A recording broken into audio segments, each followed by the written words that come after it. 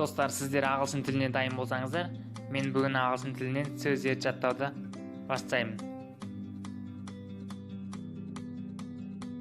Сіздермен Berry Pigs және кеттік.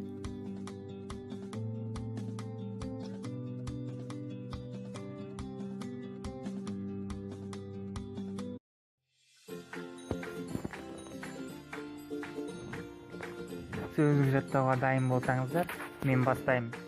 Ең алғашқы біздің сөзіміз ол aid. Көмек деген мағына білдіреді қазақ тіліне аударғанда. Екінші сөзіміз said. Said деген ағылшын сөзінің өткен жағы said. Айтты деген мағынада білдіреді.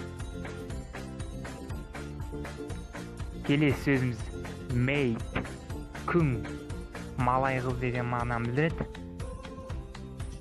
Paid, төленген, ақша төлеп қойған деген мағынада.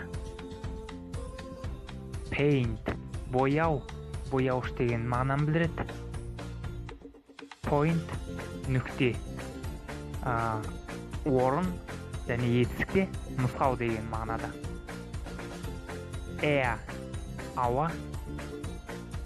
Pair, жұп. Layer, апан, апанда жатқан аю. Hair, шаш.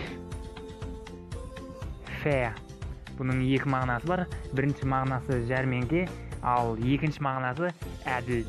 Яғни ойынды ойнағанда ережемен ойнау, әділді болу деген мағынаны білдіреді. Осымен бүгінгі біздің сөздігіміз бітті. Біздің каналға тіркеліп, міндетті түрде осы бүгінгі шыққан роликке лайк басыңыздар.